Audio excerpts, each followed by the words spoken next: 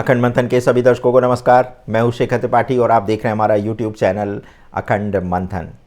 तो William Branham द्वारा 1940 और 50 के दशक में जो भविष्यवाणियाँ की गई थी आने वाले समय को लेकर के, उसी पर आधारित है हमारी ये वर्तमान वेब सीरीज़। और आज हम इसके दूसरे एपिसोड का शुभारंभ करने जा रहे हैं। और अधिक समय ना लेते हुए चलिए आपको विलियम ब्रैनहम के द्वारा जो भविष्यवाणी की गई थी उसको स्पष्ट भाषा में आपको बिंदुवार समझाते हैं कि आने वाला समय क्या संकेत दे रहा है। तो विलियम ब्रैनहम ने ये कहा था कि जो पोप फ्रांसिस होगा वो कुछ शांत लेकिन गहरे बदलाव करेगा, और ये बदलाव विशेष रूप से कैथोलिक चर्च में होना आरंभ हो जाएगा। जैसा कि आप जानते हैं कि इस समय कैथोलिक चर्च में 1.4 अरब अनुयायी हैं, और विलियम ब्रैनहम का ये कहना था कि पोप फ्रांसिस सांप की तरह रेंगने लगेगा। एक तरह से ये प्रतीकात्मक भाषा है जिसका मतलब है कि पोप फ्रांसिस कुछ शांत लेकिन गहरे बदलाव करने लगेंगे। दूसरी बात उन्होंने इस भविष्यवाणी में की थी कि एशियाई व्यक्ति जो है एक आएगा जो पोप के साथ काम करेगा, यानी भविष्य में एशिया से एक ऐसा व्यक्ति जो है वो उभरेगा जो पोप के साथ मिलकर के काम करेगा और ये मिशनरी कार्य में मदद करेगा। ये व्यक्ति बैटमैन और रॉबिन की तरह सहायक के रूप में काम करेगा, लेकिन ये एक बहुत बड़ी भूमिका निभाएगा। तीसरी बात विलियम ब्रैनहम ने अपनी भविष्यवाणी में कही थी कि एशियाई देशों विशेषकर फिलीपींस में कैथोलिक चर्च अपना प्रभाव खो देंगे, इसीलिए वहाँ नए प्रचारक और नए नेतृत्व जो है वो सामने देखने को मिलेंगे।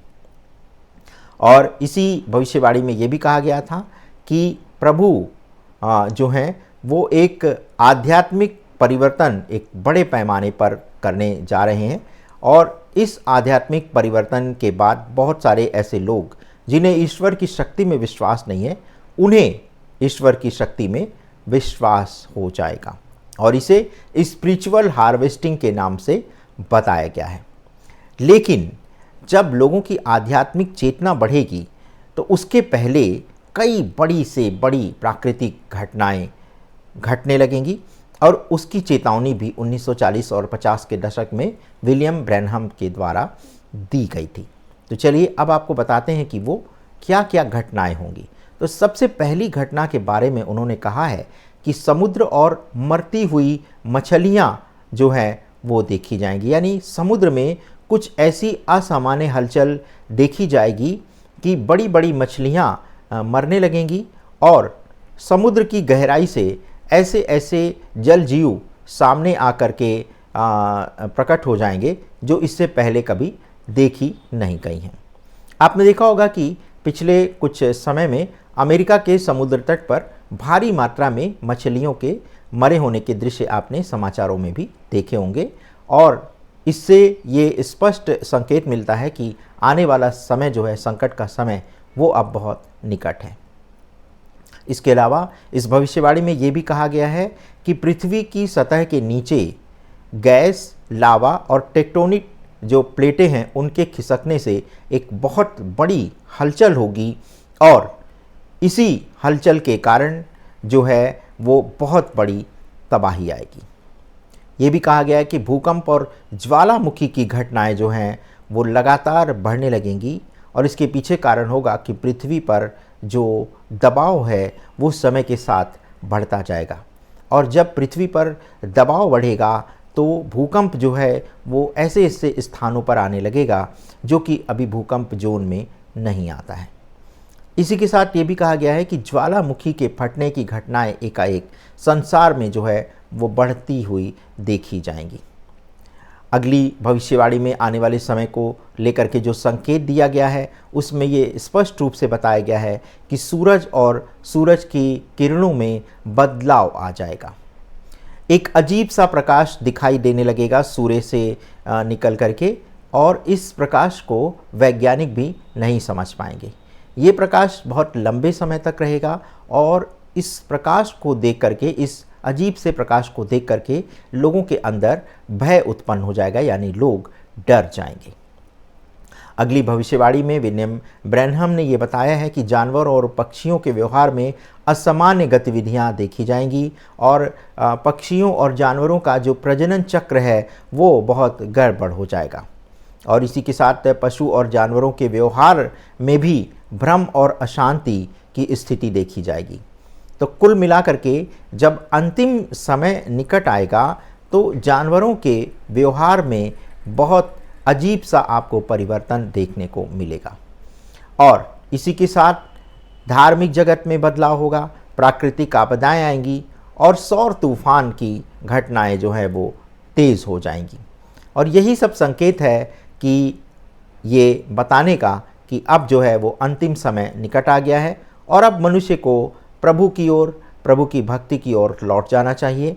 और इस तरह से जो स्थिति उत्पन्न होने वाली है आने वाले समय में, जो कि 2029 से 2037 तक की जो एक तरह से कालखंड है, जिसे 7 वर्ष की खिड़की बाइबल में बताया गया है, तो वो जो है आरंभ होगी तब पृथ्वी में बहुत बड़े बड़े बदलाव होंगे।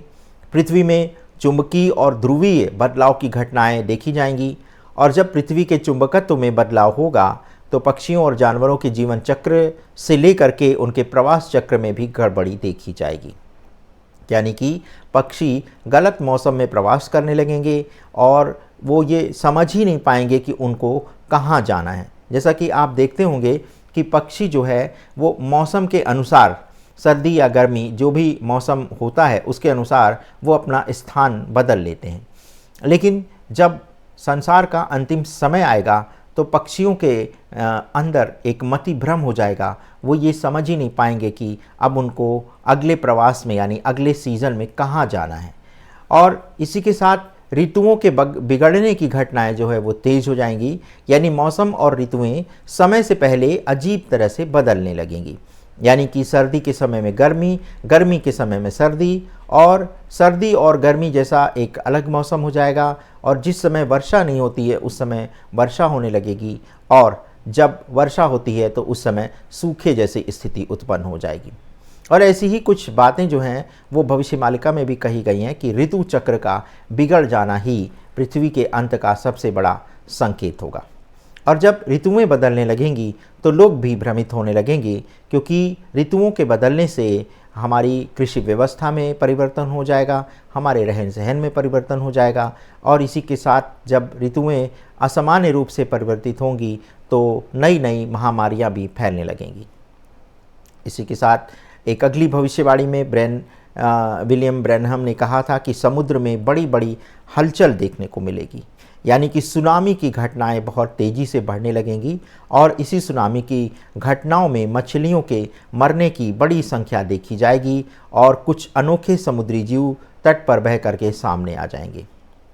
ये पृथ्वी की पपड़ी यानी क्रस्ट में हो रहे बड़े बड़े बदलाव का संकेत होगा, जैसे ज्वालामुखी, गैस, लावा आदि जो है वो अंदर ही अंदर एक तरह से पनपने लगेंगे और ये पृथ्वी की संरचना को पूरी तरह से परिवर्तित कर देंगे। पृथ्वी के अंदर का दबाव जब बढ़ेगा तो भूकंप जो है वो नए नए स्थानों पर आएंगे, और जहां भूकंप नहीं आएगा वहां ज्वालामुखी विस्फोट होने लगेंगे। और वैसे भी आप जानते हैं कि ज्वालामुखी विस्फोट के लिए भौगोलिक स्तर पर कुछ जगहें निर्धारित हैं, लेकिन विलियम ब्रैनहम का कहना है कि तब ज्वालामुखी विस्फोट ऐसी स्थानों पर होने लगेंगे जहां के लिए कभी सोचा भी नहीं गया है। और इसी की तरह से उन्होंने ये बताया है कि सूरज और सूरज की रोशनी में जब अजीब से बदलाव देखने को मिलेंगे तो वैज्ञानिक इसके पीछे का कारण जानने का बहुत प्रयास करेंगे, लेकिन वैज्ञानिक इस अजीब सी रोशनी को समझ ही नहीं पाएंगे। और ये अलग तरह का जो अप्राकृतिक प्रकाश दिखेगा, इसको लेकर के लोगों में मानसिक एक तरह से भ्रम की स्थिति हो जाएगी। लोगों का मानसिक संतुलन बिगड़ने लगेगा, लोग सूरज को देख करके डरने लगेंगे, और ये जो स्थिति होगी ये कई महीनों कई दिनों तक चलती रहेगी। और जब सूरज की रोशनी में एक गड़बड़ी देखी जाएगी तो उसी समय जो है वो पक्षियों और जानवरों के प्रजनन पैटर्न में जो है एक बड़ा परिवर्तन देखने को मिलेगा। तो ये जो है ये अंतिम समय का ये लक्षण बताया गया है बाइबल की भविष्यवाणी में। और आज के संदर्भ में अगर इसको देखा जाए तो ट्रंप जो है एक तरह से बीस्ट प्रणाली एक तरह से अमेरिका में शुरू कर चुके हैं। यानी कि जो बाइबल में लिखा गया है कि बीस्ट सिस्टम जो है शुरू हो जाएगा, तो लगता है कि डोनाल्ड ट्रंप के ये जो वर्तमान कार्यकाल है इसमें बीस्ट सिस्टम की शुरुआत होने वाली है। और ये बाइबल में अंत समय की जो चेतावनी दी गई है उससे जुड़ी बात है। ये हो सकता है कि इस समय जो ट्रंप का जो वर्तमान प्रशासन चल रहा है, इस समय डिजिटल मुद्रा यानी क्रिप्टो करेंसी का चलन जैसा कि आप देख रहे हैं, लेकिन ये आम जीवन में भी देखने को मिल सकता है। इसके अलावा नया वैश्विक डिजिटल प्लेटफॉर्म जो है वो विकसित हो जाएगा और आने वाले दिनों में मध्य पूर्व, विशेष रूप से इराक और सऊदी अरब वैश्विक अर्थव्यवस्था में एक नया केंद्र बन जाएंगे। तेल राष्ट्र और ओपेक जो देश हैं वो डिजिटल हो सकते हैं। इसका मतलब एक नई वैश्विक वित्तीय संरचना की अब शुरुआत होने वाली है। तो कुल मिलाकर के हम ये कह सकते हैं कि जो बाइबल में अंतिम समय के जो लक्षण बताए गए हैं वो लक्षण इस समय पूरी तरह से दृष्टिगोचर हो रहे हैं। ट्रंप के ऊटपटांग निर्णय इस समय हो रहे हैं और आप देख रहे होंगे कि एलन मस्क जो कि उनके साथ बहुत ही महत्वपूर्ण जिम्मेदारी संभाल रहे थे, अब उनका भी मोहभंग हो गया है एलन मस्क का, और एलन मस्क अब ट्रंप की नई नई नीतियों की आलोचना करने लगे। और धीरे धीरे ये स्थिति जो है वो पूरे अमेरिका में बढ़ती हुई देखी जाएगी और ट्रंप का बड़े पैमाने पर एक तरह से उनकी आलोचना होने लगेगी, उनकी कार्यशैली की आलोचना होने लगेगी। और अभी आपने देखा है कि ट्रंप इस तरह का एक तरह से व्यवहार और उनको देखने से ये पता चल रहा है कि एक तरह से वो अपना मानसिक संतुलन खो रहे हैं। और इसका स्पष्ट उदाहरण आपको जब भारत और पाकिस्तान के बीच जब तनाव चल रहा था, तो ऑपरेशन सिंदूर जब भारत ने आरंभ किया था पाकिस्तान के विरुद्ध, तो ये भारत का अपना सैन्य एक तरह से अभियान था और इसमें किसी तीसरे देश की कोई भूमिका थी भी नहीं। लेकिन ट्रंप ने बिना भारतीय सेना के सीज़ फायर के घोषणा किए, उन्होंने पहले जल्दबाजी में ये बता दिया कि अमेरिका जो है वो भारत और पाकिस्तान में शांति लाने के प्रयास में रात भर जुटा रहा और उसने दोनों देशों में चल रहे युद्ध में सीज़ फायर करा दिया है। ट्रंप इतनी जल्दबाजी में क्यों हैं? ट्रंप विश्व के शांतिदूत क्यों बनना चाह रहे हैं? एक तरफ वो भारत और पाकिस्तान की आग बुझाने का दावा कर रहे हैं, दूसरी तरफ वो यूक्रेन को हथियारों की सप्लाई कर रहे हैं और अमेरिका के ही एक तरह से उकसावे के कारण यूक्रेन का ये युद्ध रूस के साथ लंबा खिंचता जा रहा है। अगर ट्रंप को संसार में शांति लाने की इतनी ही चिंता है तो उनको सबसे पहले यूक्रेन को हथियारों की सप्लाई बंद करनी चाहिए थी।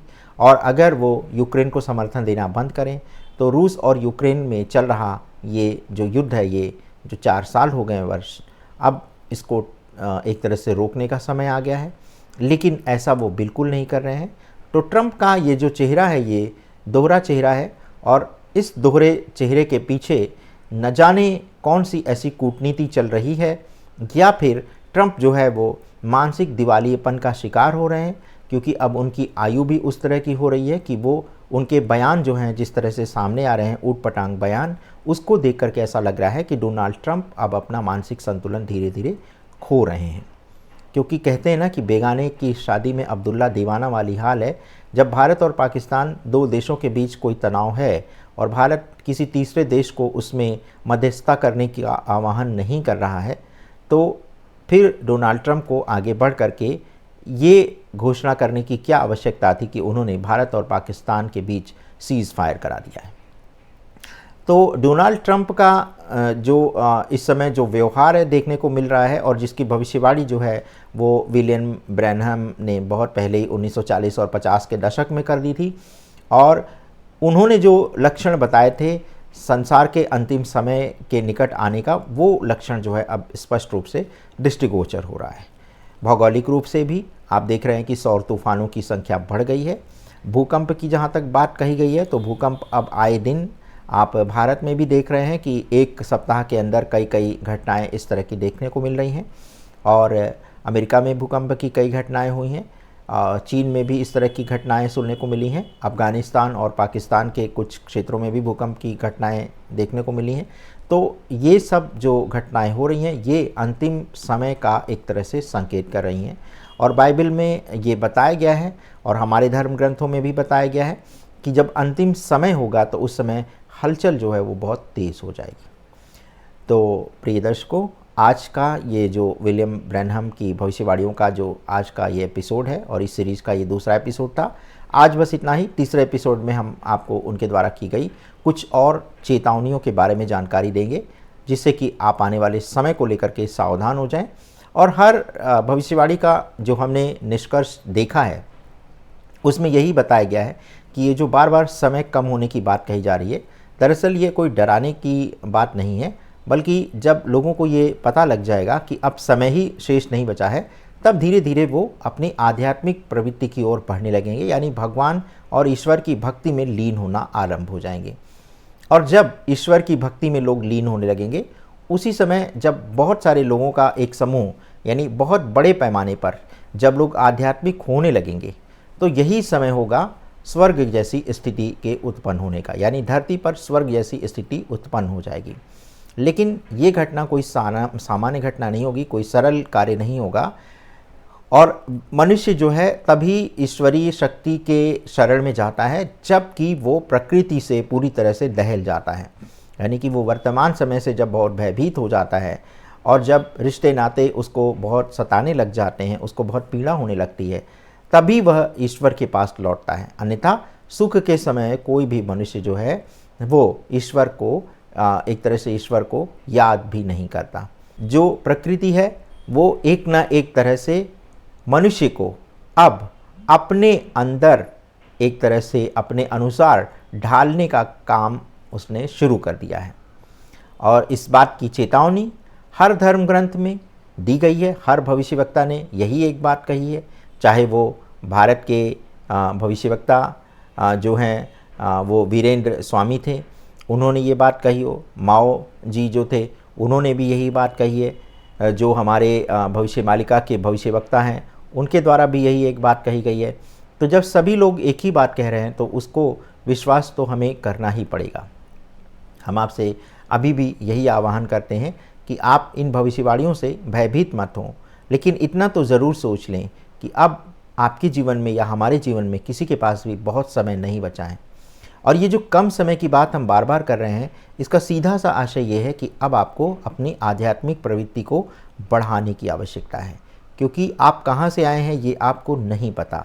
इसलिए अब जबकि आपको धरती से लौटना होगा, तब आपको जाने के मार्ग के बारे में थोड़ा जो है एक ज्ञान तो होना ही चाहिए।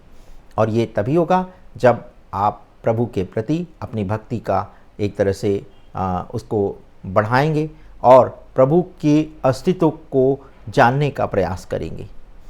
तो विलियम ब्रैनहम की दूसरी भविष्यवाणी का ये एपिसोड आज आपको जो चेतावनी दे रहा है उस पर आप गंभीरता से मंथन करिएगा।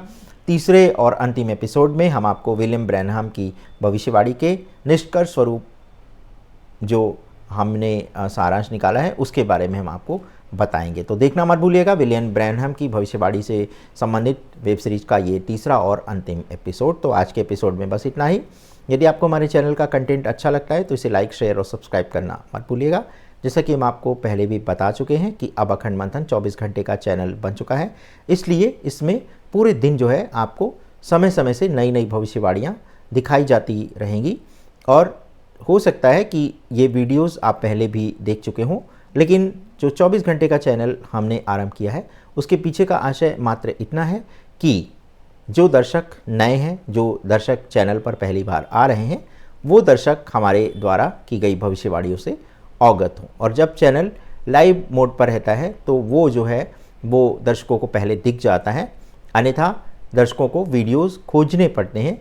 तो यही कारण है कि कुछ भविष्यवाणियाँ हम आपको रिपीट भी दिखाते हैं, लेकिन इसका कोई व्यापारिक उद्देश्य नहीं है ये उद्देश्य सिर्फ इसलिए है क्योंकि कई वीडियोस जो हम अपलोड करते हैं वो कई बार जो है दर्शकों तक पहुंच नहीं पाते हैं, लेकिन जब हम वही वीडियोस लाइव के माध्यम से आपको दिखाते हैं तो आपको सर्च नहीं करना पड़ता है, वो आपको पहले दिखने लग जाता है। यदि आप ये वीडियो देख चुके हैं तो इसे देखने की कोई आवश्यकता नहीं है, लेकिन फिर भी अगर आप इसको दोबारा समझना चाहते हैं तो आप देख सकते हैं। लेकिन नए दर्शकों के लिए हमारी ये सुविधा है, नए दर्शक चैनल से जुड़ें और हमारे द्वारा जो ये कार्य भविष्य की यात्रा का किया जा रहा है इसमें अपनी एक तरह से महत्वपूर्ण भूमिका निभाएं। धन्यवाद, नमस्कार।